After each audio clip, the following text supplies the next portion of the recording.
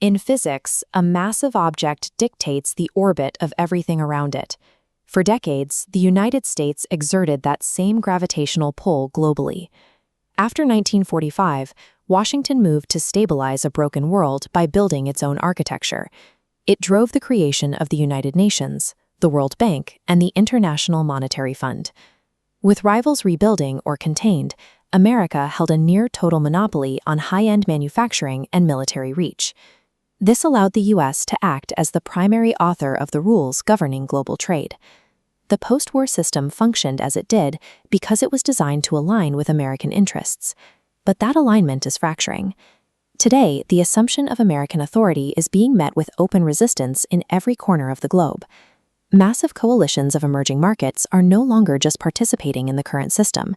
They are meeting to build alternative financial networks and trade routes that bypass Washington entirely. Even long-standing partners are beginning to side with their own economic needs over American diplomatic requests, signaling a shift toward a more transactional foreign policy. This raises a difficult question. Are we witnessing a decline in American strength, or has the global balance of power simply evolved into something more difficult to manage? To find the answer, we have to look at how America's primary tool of influence, its military, became a source of exhaustion. Overwhelming force was once seen as a guaranteed path to a specific outcome. However, 2 decades of conflict in Iraq and Afghanistan cost trillions of dollars and thousands of lives, demonstrating the limits of military power in resolving deep-seated regional instability. While the U.S. remained locked in these expensive ground-level insurgencies, its global rivals spent those same 20 years quietly expanding their own trade networks and strategic capabilities. The perceived certainty as American intervention as a solution faded, encouraging other nations to assert themselves more aggressively. This shift wasn't limited to the battlefield. Global influence has increasingly become tied to who controls the world's physical infrastructure. In just a few decades, China evolved into the world's primary hub for manufacturing, building the factories and ports that now underpin the global supply chain. Simultaneously, the monopoly on advanced hardware fractured. The high-end semiconductors that power everything from smartphones to AI are now largely produced at massive facilities in Taiwan. Even the financial leverage of the US dollar is being tested. For a century, the ability to settle trade in dollars gave Washington an enormous advantage in international finance.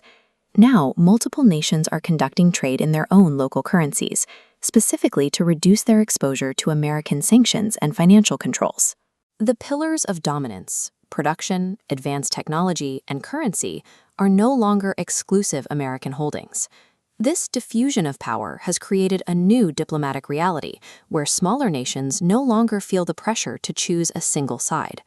Major regional powers are now practicing a form of à la carte diplomacy, maintaining security ties with the U.S. while simultaneously deepening their economic reliance on China. Even traditional allies are seeking strategic autonomy, forming their own independent coalitions and trade agreements that operate outside of Washington's direct supervision. In this more competitive environment, the expectation of loyalty has been replaced by calculated pragmatism. This brings us to a common misunderstanding. When we hear that American influence is under threat, it's often assumed the country is in a state of absolute decay. This chart shows U.S. economic output over the last 4 decades. By almost every absolute metric, the country is still growing, maintaining the largest economy and some of the world's most productive innovation hubs. However, as the view pulls back, we see the context.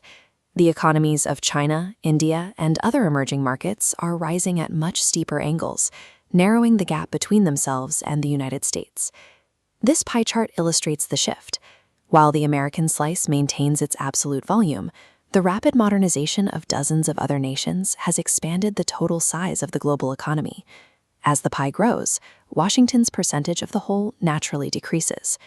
The global map is changing because the rest of the world has ascended, shifting the center of gravity away from a single point. We have entered an era of multipolarity, a system where power and influence are shared among several regional and global heavyweights. Succeeding in this environment requires the ability to negotiate with rivals, build complex coalitions, and compete for technological leadership on a daily basis. The days of a single nation setting the global agenda have passed. Now, influence is a shared commodity, and every policy must account for a world full of capable, independent rivals.